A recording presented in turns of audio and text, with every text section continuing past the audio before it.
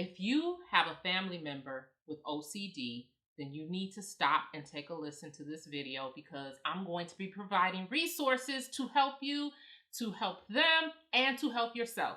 So stay tuned. Come on in.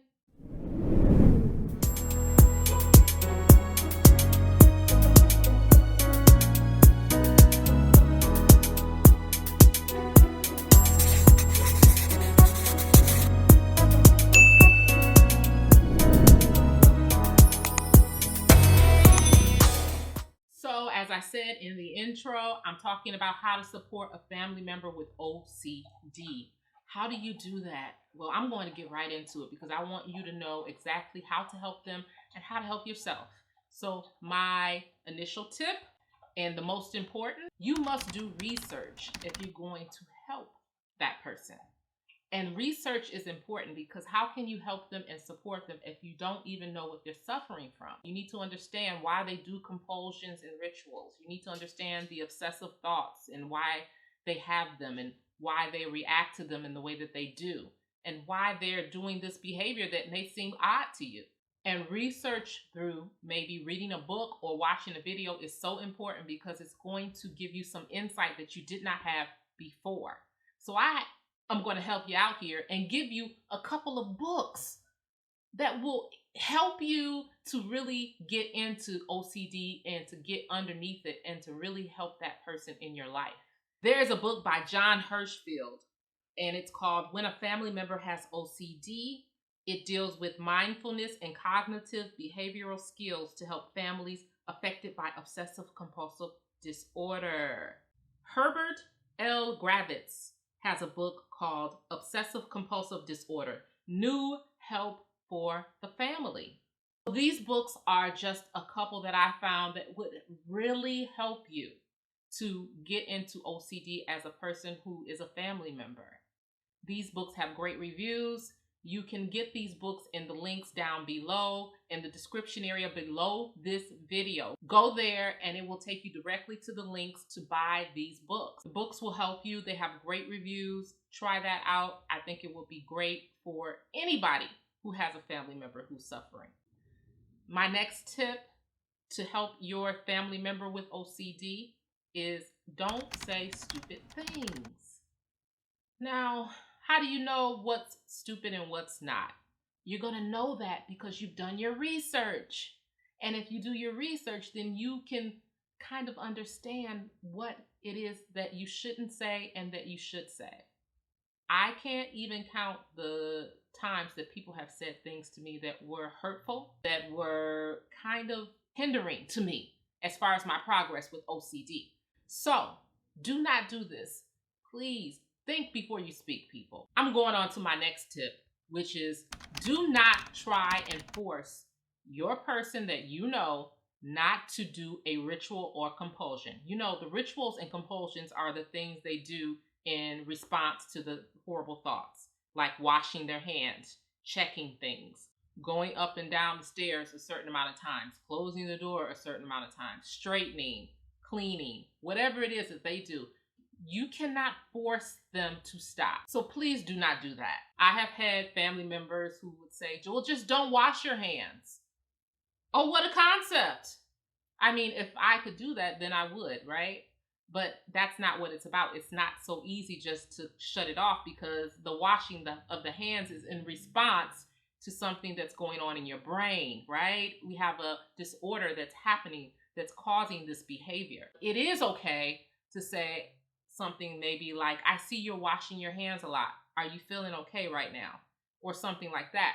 But to try to stop them or to criticize them because they're doing it is wrong. Please do not do that.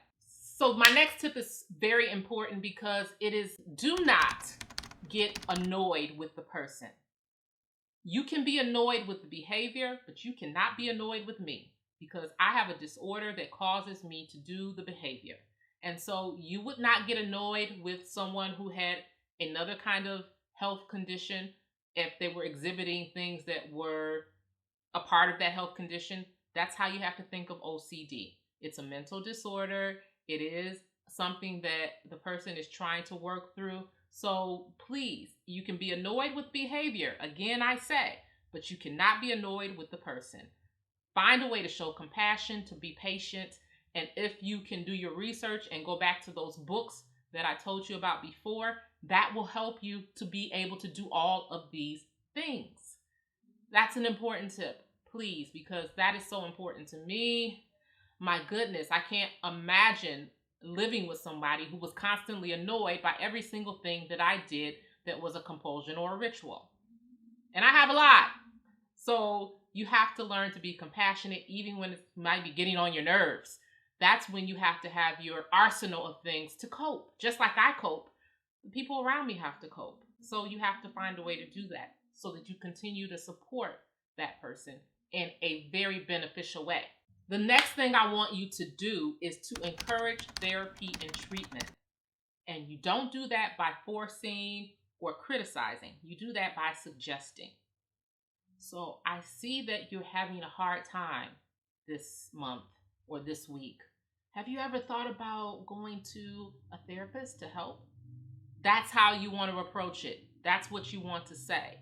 And that is helpful because you may give the person something to think about. And also another great thing you could do is look up some therapists for them that may specialize in OCD, because sometimes it's hard for a person who suffers from OCD to go and look and research and find the help. So if you come up with people that you find that seem like they might be a good match, then it's okay to say, hey, look at this person.